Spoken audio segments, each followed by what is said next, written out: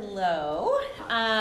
Welcome to the TAGC live Twitch stream. To start us off, could you tell me a little bit about yourself? Include your name, include where you're going to, where you're studying right now, your model organism, and just a little bit about yourself. Sure. My name is Connor Smith. I'm originally from New Jersey. I'm going to Emory University currently. I completed my undergrad there. I'm kind of doing a post-undergrad at one of the Drosophila labs there, and I'll be starting my graduate career in genetics and molecular biology this August. Congratulations. At Emory again? Yes, at Emory. Awesome. So you're a first-gen student. What was your undergraduate experience like with that background? It was very interesting. Originally, coming out of high school, I had gotten into and went to University of Vermont for about a year and a half, and it was extremely overwhelming. There was external things going on as well, but just, I guess the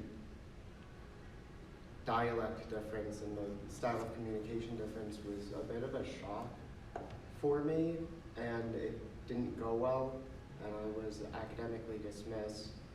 I ended up joining the military and years later finishing my undergrad, so it was a 10-year journey for me. So it was definitely interesting being first gen and going through that. Yeah. What were some of the challenges you faced with that? You talked about the language barrier and kind of translating, college classes and expectations. How did you feel that kind of intersected with your status as first gen, outside of kind of not knowing the language? Were there people available to talk to for you at the University of Vermont?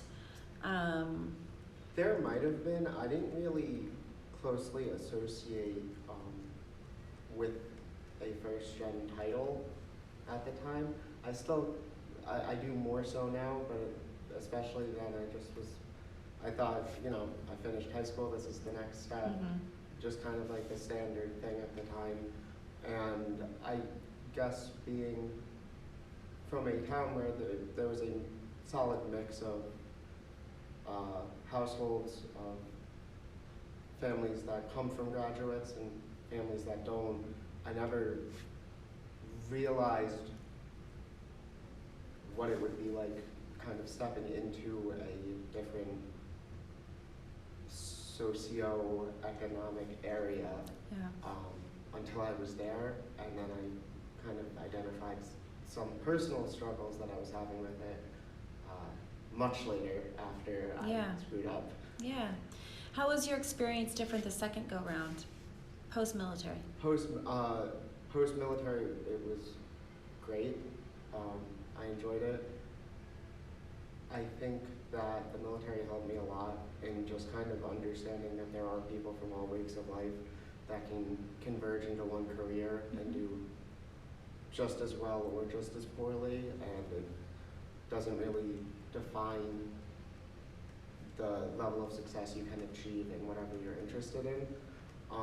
It made me a lot less worried about a lot of those aspects and more aware of them at the same time, because I think one of the issues I had was I was feeling kind of that othering at UVM, and I think it was self-inflicted, but I wasn't able to like make it tangible and even really understand that is kind of what I was experiencing.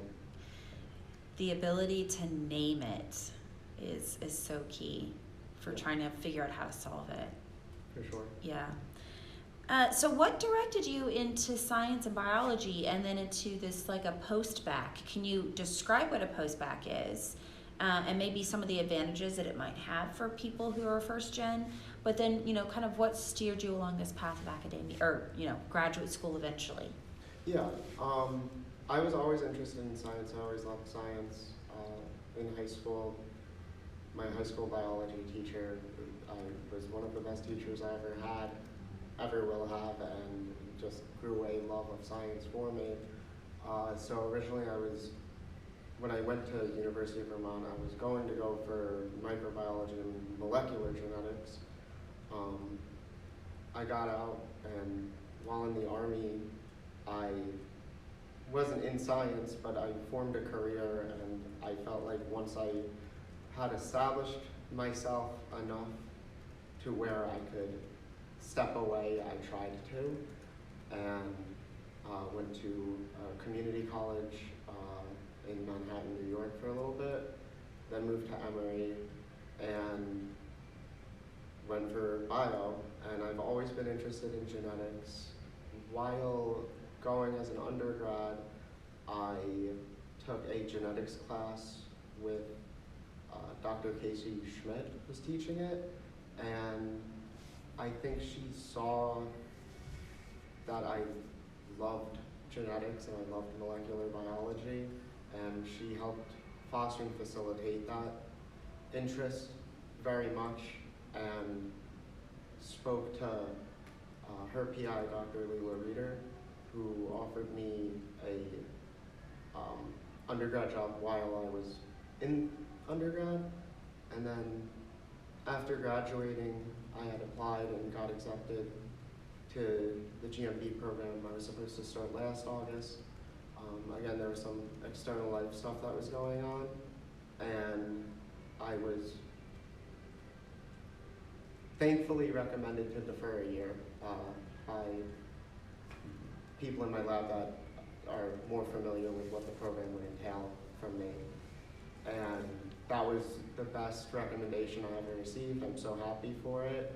And in that interim, I've been doing post-bac work in the Rieder lab, and also thankful that I got that experience, because after not being in academia for those 7 years, I felt like I needed more than just like the 2 years of finishing my degree to really have roots in the field again and feel comfortable entering this next stage.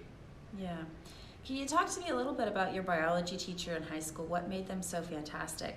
They sound like an excellent mentor for you that really kind of opened a possibility for you. Can you unpack that a little bit? Yeah, he was the one teacher at my high school that I felt like he wasn't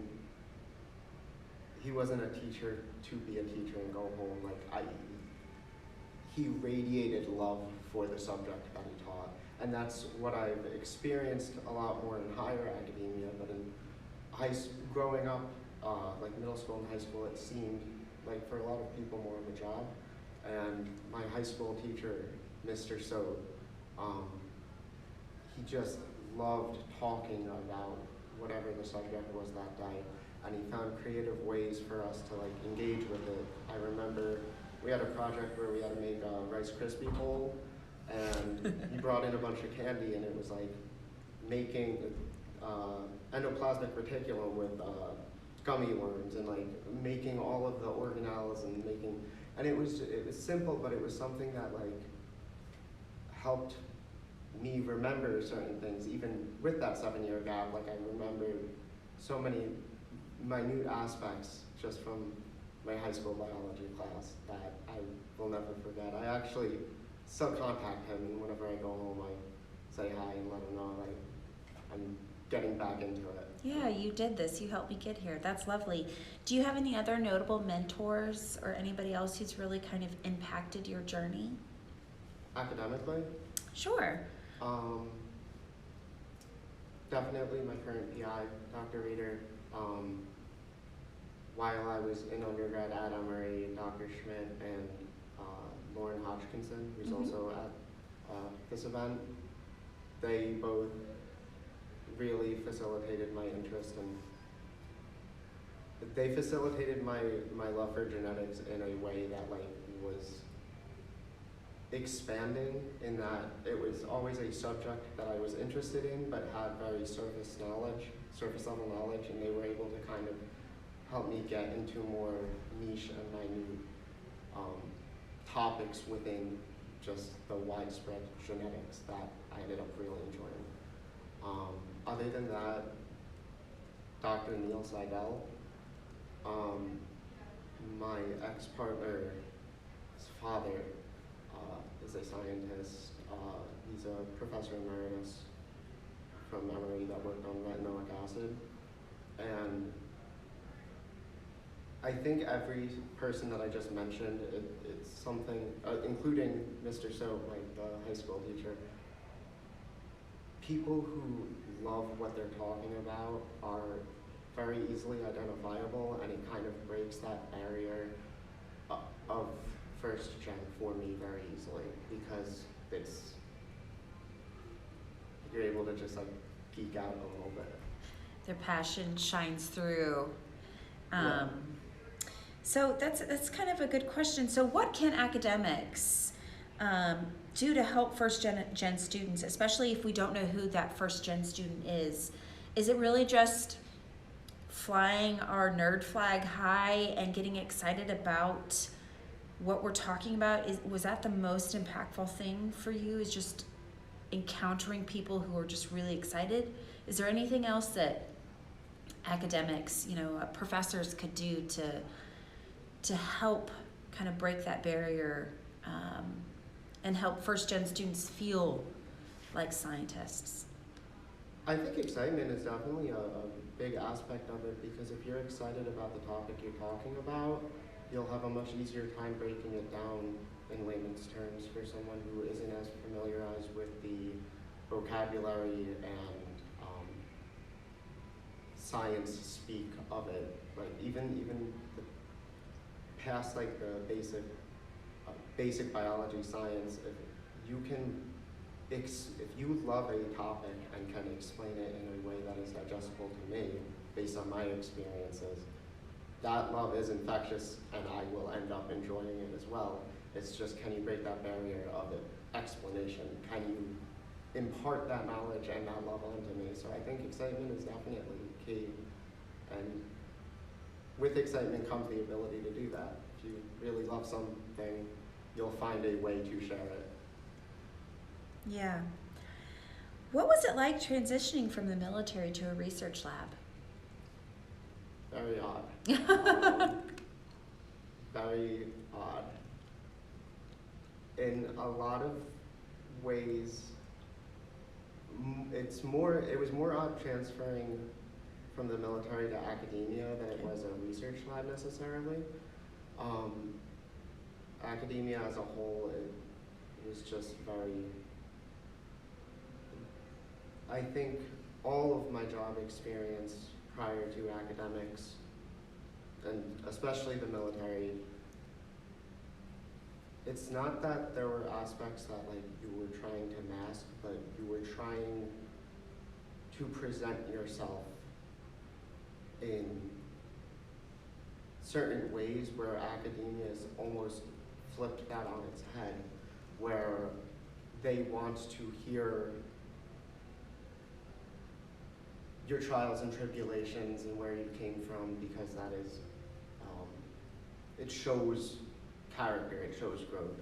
Whereas coming from the military and other job sectors, they care less about the progression you've made and more about your merit at the current time, because you have to deliver the job they are hiring you. So a lot of the topics that I wouldn't lead with in any other field than academia, I had to learn to kind of expose, which was interesting. So did the military training at all influence your approach to academia, or even in the research lab? Was there anything that kind of translated or informed how you are now taking that break? Yes. Organizational skills, 100%. I think that was a big problem the first time too, just like not realizing how important it is to keep records and keep notes and keep logs of things so you can reference back.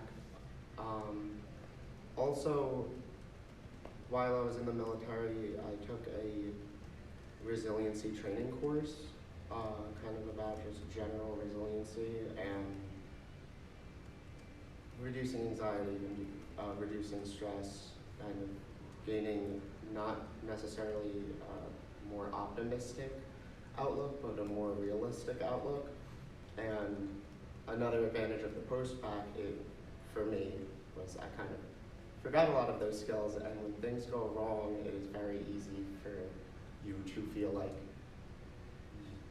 it's you, and especially being first gen, that you have this kind of imposter syndrome, and you tricked everyone into believing that you deserve this.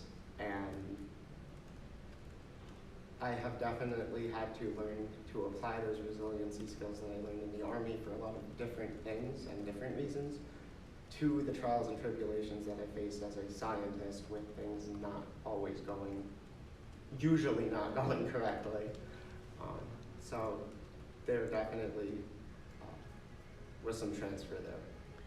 Yeah, science definitely will make you feel like you don't belong. And when you kind of feel already othered a little bit with the barrier of, just being first gen, I'm first gen too, it's much easier to kind of believe that voice in your head. So that resiliency training is really interesting.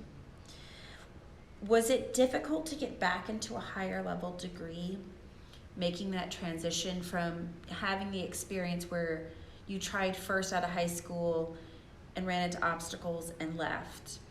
Was there any type of mental barrier that you had to overcome to try it again? Or was that resiliency training that you obtained in the military enough to say, no, you know what, Connor, you can do this? No, it was terrifying, and the resiliency didn't help for that. Like I mentioned, I didn't just stop. I was academically dismissed, and I was trying to go back for the same thing. I didn't think I wasn't expecting to get into Emory. I went to a community college in Manhattan at first.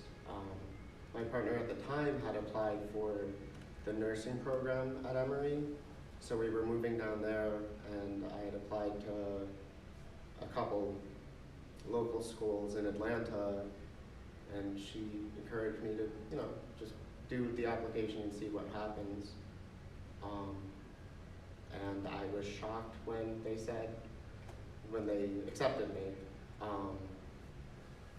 But leaving the military when I did, I was finishing my second contract, and I was kind of reaching the point where I would have done one or two more and hit the 10-year mark, where you go in-depth, which means you're doing 20 years and retiring. And my time in the military I enjoyed. Joining was the best decision I ever made, and leaving was the second best decision. Because even though I enjoyed it, from a very young age, this is what I wanted to do, and this was my passion. Even though I wasn't integrated into the field or the dialect yet, I always wanted this. But I had to step away from a career that I built that was successful and I could have supported me for the rest of my life. And I was just reaching that point where I had to make the decision, am I going to cut the safety net away and try to follow this passion, or can I live with a job that I honestly like, but I don't have any fire for it? So it was extremely stress-inducing. But I'm glad I made the decision, and even if I didn't get into Emory, I'm glad I made the decision, because there would have been other avenues to get where I am. Yeah. So as you think about graduate school, how are you using your previous experiences, all of it has brought you here, to try to affect change, to try to make it a little bit more equitable or welcoming for other students?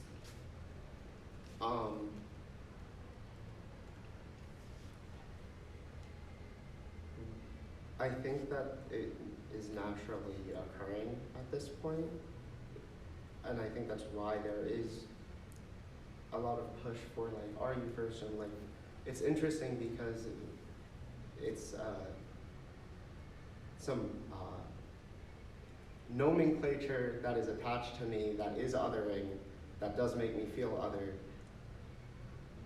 but at the same time wearing it is making other people more comfortable to, Yeah. to join. So I think that just having more people in a program that you can identify with will naturally make it easier. Yeah.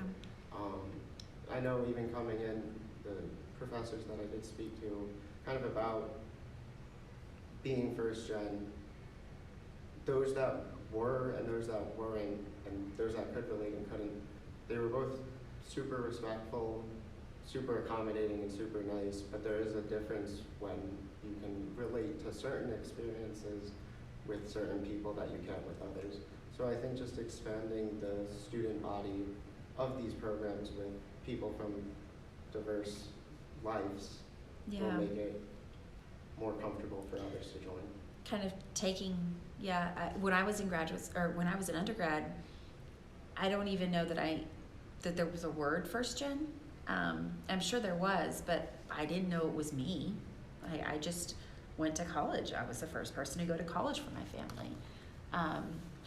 And I don't ever remember talking about it in graduate school, but I think you're right. There's a certain element of wearing this title that does other you, but hopefully brings empowerment to other people who also might wear it, so that one day it's not a title we have to wear.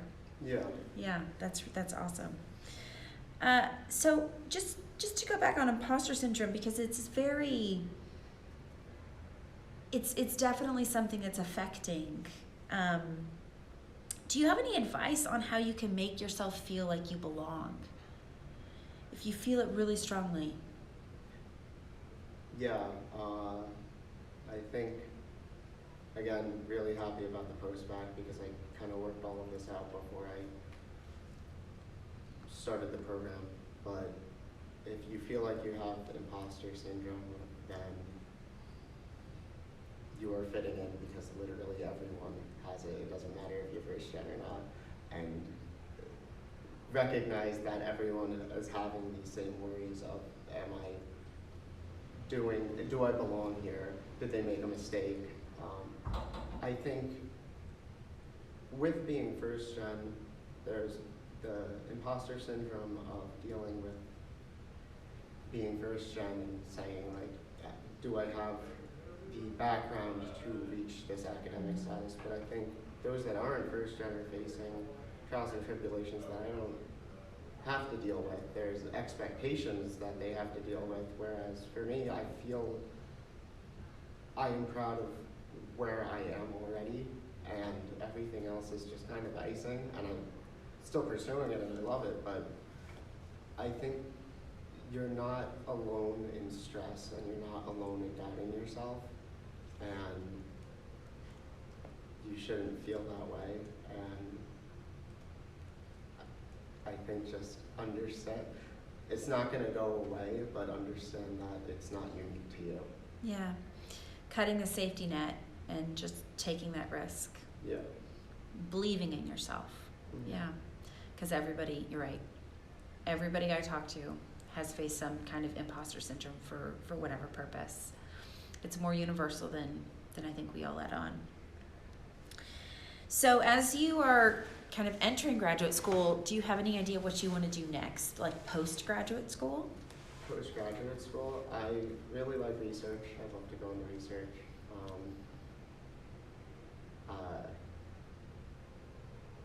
That's about it. Yeah. So as you're kind of sitting here, waiting for your scientific journey to unfold, that's going to bring more challenges and more feelings of imposter syndrome.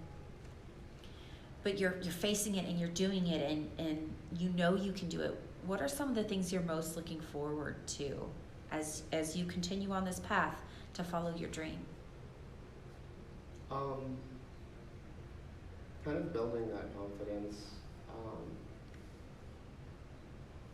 like I said, I think that it will always exist, but gaining new skills and new techniques and talking to people in the field and getting to experience more of the field and just, I guess, widening my resume and also making it deeper. I'm really excited to just learn more.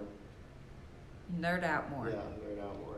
Awesome. So I can talk about things eloquently enough to share how much I love them. With anybody. With anybody, exactly. Yeah, yeah. Paying it forward. Mm-hmm. Well, Connor, congratulations on getting into graduate school. I'm really excited for you to start the journey in the fall. And thank you for taking your time to share your experiences with us. Thank you.